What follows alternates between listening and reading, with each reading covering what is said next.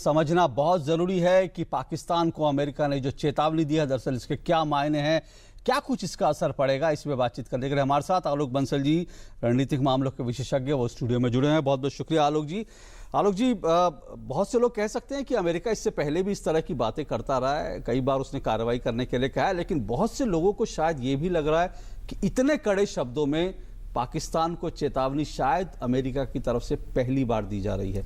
क्या ये मोदी सिद्धांत है? देखिए, जब से प्रधानमंत्री मोदी ने यूएस कांग्रेस में अपना अभिभाषण दिया है, तब से पाकिस्तान के अंदर उथल पुथल मची है। अगर आप पाकिस्तान का मीडिया देखें तो आज का अखबार सिर्फ मोदी और मोदी और मोदी के ऊपर है कि किस तरीके से पाकिस्तान कंफ्यूज्ड है और मोदी ने जो है पूरे अमेरिका को जीत लिया है। और उसी के संदर्भ में इस चेतावनी को देखना चाहिए। ये चेतावनी काफी कड़क है और एक ऐसे समय में है जब अमेरिका ने खुलकर ये कहा है कि भारत को एनएसजी की मेंबरशिप दे देनी चाहिए और पाकिस्तान ने भी अपनी एनएसजी की दावेदारी प्रस्तुत की है। तो उस वक्त ये जो स्टेटमेंट है, इसके बड़े ज्यादा मायने हैं। सिर्फ यही नहीं कि पाकिस्तान को चेतावनी दी जा रही है, बल्कि ये अन्य उन राष्ट्रों को जो एनएसजी के सदस्य हैं उनको भी ये बताया जा रहा है कि यहाँ पे एक राष्ट्र ऐसा है जो आतंकवाद को समर्थन देता रहा है और वो अब न्यूक्लियर सप्लायर्स ग्रुप का एक हिस्सा बनना चाहता है। तो बेसिकली एक इंडिकेशन दिया जा रहा है वैश्विक जनमत को कि इस विषय पे भी क्या उनको लेकिन आलोक जी, क्या इसको ऐसे भी देखा जा सकता है कि अमेरिका और पाकिस्तान के रिश्तों की अगर बात करें, स्ट्रैटेजिक पार्टनर हैं दोनों, लेकिन इस वक्त दोनों के रिश्ते शायद सबसे ज्यादा तल्ख हैं। जिस तरह से ड्रोन अटैक हुआ पाकिस्तान में, उसके बाद पाकिस्तान की तरफ से ये तो पाकिस्तान का बड़ा दुर्भाग्य है और बहुत ही बेवकूफाना हरकत है कि आप अमेरिका को दोषारोपण कर रहे हैं एक कुख्यात आतंकवादी को आपकी जमीन पर मारने के लिए। अगर आपकी सार्वभौमता उस कुख्यात आतंकवादी के होने से नहीं खत्म हो रही थी तो अमेरिकी ड्रोन अटैक से कैसे हो गई? और ये पहला ड्रोन अटैक नहीं है जो अमेरिका ने किया हो, ये तो कई सैकड़ों ड्रोन अटैक अमेरिका पाकिस्तानी की धरती पे करता आ रहा है और अधिकांश उन्हीं आतंकवादियों के खिलाफ होते हैं जिन्हें दुनिया जानती है।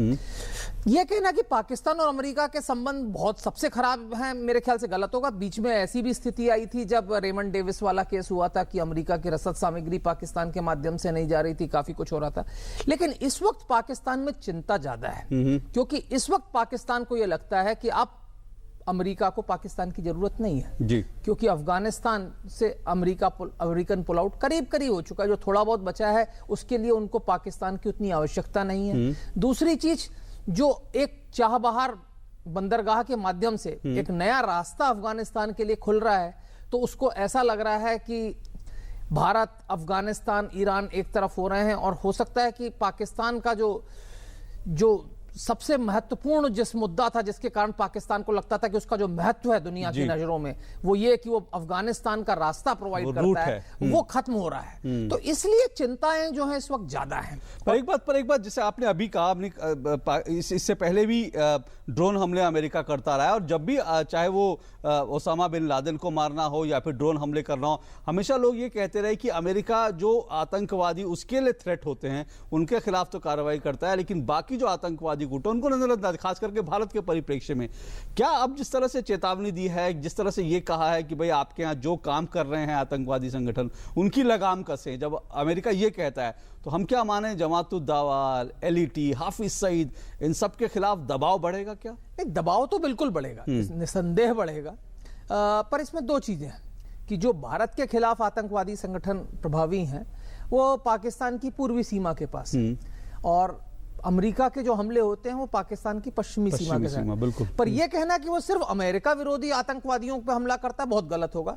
अमेरिका ने जो पहला ड्रोन अटैक पाकिस्तान में किया था उसमें नेक मोहम्मद को मारा था, जो पाकिस्तानी तालिबान का लीडर था। उसने अमेरिका के खिलाफ कुछ नहीं किया था, वो पाकिस्तान के खिलाफ कर रहा था। तो ये कहना, अगर आप देखें हकीमुल्लाह महसूद, बैतुल्लाह महसूद, कई ऐसे आतंकवादियों को मारा है जो अमेरिका के खिलाफ कुछ नहीं कर रहे थे बल्कि पाकिस्तान के खिलाफ कर रहे थे। पर मंसूर को मारना, जो मेरे ख्याल से ओसामा बिन लादेन को मारने के बाद सबसे महत्वपूर्ण टारगेट है, क्योंकि वो तालिबान के हेड थे। क्योंकि मुल्ला उमर की तो मौत हो चुकी है, तो मेरे ख्याल से ऐमन अल जवाहिरी को अगर छोड़ दिया जाए तो इस वक्त सबसे बड़ा जो उनके लिए टारगेट था इस क्षेत्र में वो थे। तो ये इतनी बड़ी घटना और पाकिस्तान दुनिया को यह दिखाने की कोशिश कर रहा है कि भाई उसकी जो है सोवरेनिटी कॉम्प्रोमाइज हो गई है, तो इससे ज्यादा मेरे ख्याल से बेवकूफाना कोई बात नहीं हो सकती कि आपके यहाँ आतंकवादी पल रहे हैं, वो आपकी सोवरेनिटी को कॉम्प्रोमाइज कर रहे हैं, आपको कोई कष्ट नहीं हो रहा। लेकिन जब अमेरिका उनको एलिमिनेट कर रहा है तो बजाय इसके कि आप शाबाशी दें कि भाई आपने हमारी धरती से एक आतंकवादी को खत्म कर दिया, आप अपनी सोवरेनिटी। आलोक जी, जब प्रधानमंत्री नरेंद्र मोदी गए अमेरिका, उसके पहले ही, ठीक उसके पहले अमेरिका के विदेश विभाग की एक रिपोर्ट आती है जो ये कहती है, साफ साफ इसमें लिखा होता है कि भाई पाकिस्तान की सरजमी पे जो आतंकवादी संगठन काम कर रहे हैं वो भारत में और अफगानिस्तान में लगातार हमले कर रहे हैं। उसके बाद इस तरह के पाकिस्तान की चेतावनी आती है। क्या ये माने कि धीरे धीरे अमेरिका की जो सोच है, खास करके जो आतंकवादी संगठन भारत और अफगानिस्तान के लिए खतरा बने हुए हैं, उनको लेकर के अब जो सोच बदल रही है, और शायद सोच बदलने की परिणति ये हो कि अमेरिका उनके ऊपर दबाव बनाने के, उनके शिकंजा कसने के लिए अंतर्राष्ट्रीय स्तर पर कुछ सक्रिय होगा। भारत को तो अपनी तरफ से कदम उठाने ही होंगे, लेकिन अब ये माने कि अमेरिका का सहयोग उसमें ज्यादा और मुखर दिखाई देगा। देखिए, अमेरिका को इसमें कभी कोई शक था ही नहीं कि पाकिस्तान समर्थन दे रहा है इन आतंकवादी संगठनों को जो भारत और अफगानिस्तान में हमले कर रहे हैं। हिलेरी क्लिंटन ने कहा था कि अपने बगीचे में पीछे सांप पाल रहे हो, ये भी कहा था। नहीं, लेकिन क्या था कि उनका जो निहित स्वार्थ था, चूंकि उनकी सेनाएं अफगानिस्तान में थी और उनकी रसद सामग्री के लिए वो पाकिस्तान पर निर्भर थे, अमेरिका इसे खुले रूप से नहीं कह पा रहा था। अब जबकि अमेरिका की निर्भरता पाकिस्तान के ऊपर काफी कम हो चुकी है, ईरान से उसके संबंध सुधर गए हैं और जिसके माध्यम से उसको एक ऑल्टरनेट रूट अवेलेबल है, तो अब जो है अमेरिका दो टूक शब्दों में कह रहा है। और ये जो स्टेटमेंट थी तो बिल्कुल सत्य है, ये तो जग जाहिर बात है। उन्होंने कहा कि अगर आप अपने पिछवाड़े में सांप पालते हैं तो आप ये सोचें कि वो सिर्फ आपके पड़ोसी को काटेगा, तो इससे ज्यादा बेवकूफी की चीज कोई नहीं हो सकती। तो क्या हम माने कि इस पूरे क्षेत्र में जो रणनीतिक तस्वीर है, सामरिक चीजें हैं, वो सब बदलाव की ओर हो रहे हैं?